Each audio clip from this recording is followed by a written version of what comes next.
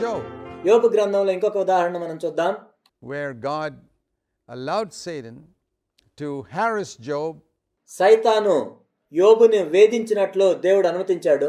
by destroying all his property, తన ఆస్తి అంతా పోయేటట్లు చేసి, killing his children, తన పిల్లలు చనిపోయేటట్లు చేసి, nagging him through his wife, తన భార్య ద్వారా ఎప్పుడు సణుగుతూ ఉండేటట్లు చేసి, irritating him through 3 preachers. ముగ్గురు బోధకుల ద్వారా చిరాకు కలిగేటట్లు చేసి. The devil used so many agents in that book. మనం యోబు గ్రంథంలో చూసినట్లయితే సైతాను అనేక మంది దూతలను వాడుకున్నాడు. It wasn't just the loss of property and children. ఇది కేవలం ఆస్తిని పోగొట్టుకొని పిల్లలను పోగొట్టుకోవటం మాత్రమే కాదు. Notice in chapter 2, the devil used Job's wife to harass him. యోబు గ్రంథం 2వ అధ్యాయంలో మనం చూసినట్లయితే యోబు భార్య కూడా యోబుని ఎంతో వేధిస్తూ ఉంది. And then throughout that book, the devil used at least 3 preachers to irritate Job and accuse him and charge him with so many things which are not true. యోబు గ్రంథం అంతా మనం చూసినట్లయితే కనీసం ముగ్గురు బోధకులు ఏం చేశారంటే యోబు మీద నేరారోపణ చేస్తూ ఉన్నారు, చిరాకు కలిగేటట్లు చేస్తూ ఉన్నారు. The devil is an accuser and he uses sometimes preachers to accuse others. అపవాది నేరారోపణ చేసేవాడిగా ఉన్నాడు కాబట్టి కొన్నిసార్లు బోధకులను కూడా ఉపయోగించుకొని అపవాది నేరారోపణ చేస్తూ ఉంటాడు. But through it all, we can say it was like a fire కానీ దీని అంతటి ద్వారా దీన్ని ఒక అగ్ని వంటి మహాశ్రమని మనం అనుకుంటే, in which Job was put, యోబు దానిలో ఉంచబడినట్లయితే and he came out a purer man. ఆయన ఎంతో పవిత్రుడిగా మారి వచ్చాడు. He came out a humbler man because ఆయన ఎంతో దీనుడిగా బయటకు వచ్చాడు. Job also had the same problem that Paul was in danger of. పౌలు ఎటువంటి ప్రమాదంలో ఉన్నాడు, యోబు కూడా అలాంటి ప్రమాదంలోనే ఉన్నాడు. Job was such a upright, righteous man, యోబు ఎంతో యథార్థవంతుడు, నీతిమంతుడిగా ఉన్నాడు. and he was a rich man. ఆయన ఎంతో ధనవంతుడు. He had brought up all his 10 children in a very good way, తన 10 మంది పిల్లలను కూడా ఎంతో మంచి విధానంలో పెంచాడు. that he became proud. ఆ విధంగా గర్విష్ఠుడయ్యాడు. You know, whenever a man accomplishes something like that and he's better than those people around him, కాబట్టి ఎప్పుడైనా ఒక మనిషి అంత సాధించినప్పుడు, తన చుట్టూ ఉన్న వారందరికంటే శ్రేష్టంగా ఉన్నప్పుడు he tends to be proud. గర్వించే అవకాశం ఉంటుంది. And Job was proud of his righteousness. యోబు తన నీతిని బట్టి ఎంతో గర్విస్తూ ఉన్నాడు. And God wanted Job to become more perfect. కాబట్టి దేవుడు ఏమనుకున్నాడు అంటే యోబు ఇంకా పరిపూర్ణుడు అవ్వాలని కోరుకున్నాడు. And one requirement that he had was humility. He needed humility. యోబుకి అవసరమైంది ఏంటి అంటే దీనత్వం.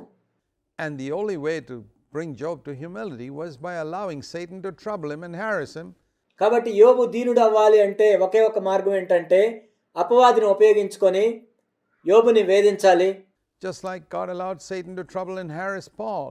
దేవుడు పౌలు విషయంలో ఏ విధంగా అయితే అపవాదిని వాడుకున్నాడో పౌలుని వేధించడానికి, ఇబ్బంది పెట్టడానికి, to make him humble. ఆ విధంగా పౌలుని దీనునిగా చేశాడు. So Job was harassed by the devil in so many ways. అదే విధంగా యోబు విషయంలో కూడా అపవాదిని అనేక విధాలుగా దేవుడు వాడుకున్నాడు. The end result was, by the end of the book, దాని ఫలితం చివరికి ఏమైందంటే యోబు గ్రంథం చివరికి వచ్చేసరికల్లా you find Job is still a righteous man and still a perfect man, but in addition, he gets another quality. యోబు అప్పటికి నీతిమంతుడిగా ఉన్నాడు, పరిపూర్ణుడిగా ఉన్నాడు. అయితే దానికి తోడుగా In his character, తన గుణ లక్షణముల్లో ఇంకొకటి వచ్చి కలిసింది, which he didn't have when he started out, and that was humility. ప్రారంభంలో ఆయనకు అది లేదు. అదేంటంటే దీనత్వం. He says in Genesis 40, verse 4, I am nothing. He says, I'm insignificant. యోబు గ్రంథం 40వ అధ్యాయం 4వ వచనంలో చెప్తున్నాడు, నేను అభావుణ్ణు, శూన్యుణ్ణు. And then he says in chapter 42, I repent. 42వ అధ్యాయంలో చెప్తున్నాడు, నేను మారు మనసు పొందుతున్నాను, పశ్చాత్తాపడుతున్నాను. He says, I'll never open my mouth again, Lord. ఓ ప్రభువా, ఇంక నా నోరు నేను ఎత్తను. I put my hand on my mouth నా నోటి మీద నా చెయ్యిని వేసుకుంటాను, because I'm a nobody. ఎందుకంటే నేను అభావుణ్ణు. Who accomplished that work in Job? యోబులో ఆ పనిని ఎవరు చేశారు? అపవాది, The devil. So there we have examples of కాబట్టి ఇక్కడ మనం ఉదాహరణలు చూస్తూ ఉన్నాం. how God allows the devil to harass, trouble, irritate. దేవుడు అపవాదిని వాడుకుంటాడు వేధించటానికి, చిరాకు తెప్పించేటట్లు చేయటానికి, ఇబ్బందులు పెట్టడానికి, and thereby makes his servants better. ఆ విధంగా తన సేవకులు ఇంకా పరిపూర్ణులు అయ్యేటట్లు చేస్తాడు. We find that even the temptations that the devil uses అపవాది ఉపయోగించుకునే శోధనలు మనం చూసినప్పుడు to bring to God's children. Even Jesus was tempted by Satan. అపవాది దేవుని పిల్లల దగ్గరికి తీసుకొచ్చే శోధనలు మనం చూసినట్లయితే యేసుక్రీస్తు ప్రభువును కూడా అపవాది శోధించాడు. And we are tempted by Satan. మనం కూడా సైతాన్ చేత శోధించబడుతూ ఉంటాం. And through those temptations, God proves and tests us. ఆ శోధనల ద్వారా దేవుడు మనల్ని పరీక్షిస్తూ ఉంటాడు, రుజువు చేస్తూ ఉంటాడు.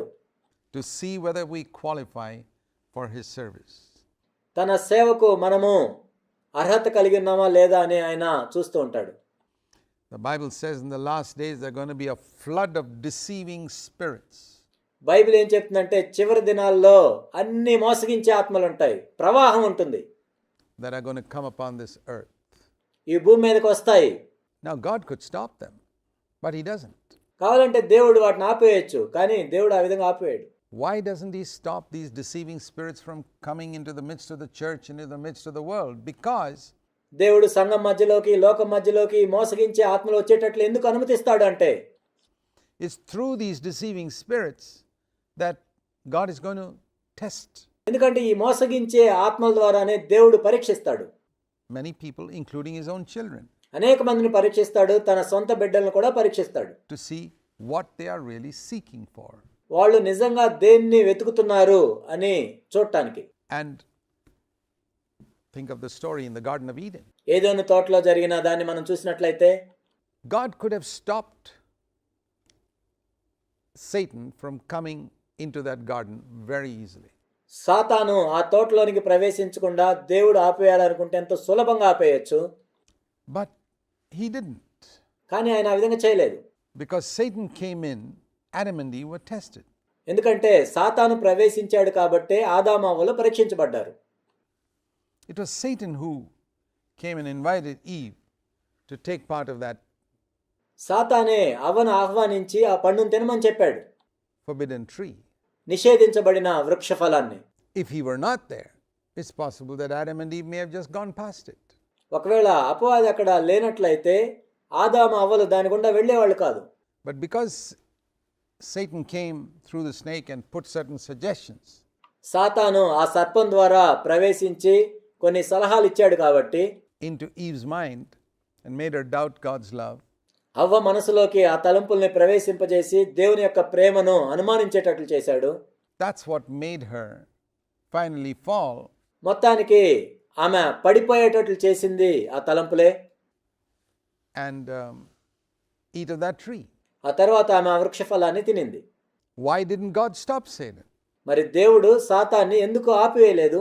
Because He wanted Adam and Eve to be tested, because ఎందుకంటే ఆదాము అవ్వలు పరీక్షించబడాలని దేవుడు కోరుకున్నాడు.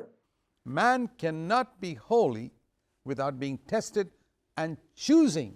సృష్టించబడిన వాటన్నిటికంటే దేవుణ్ణి ఎంచుకోకుండా, పరీక్షించబడకుండా మానవుడు పరిశుద్ధుడు అవ్వలేడు.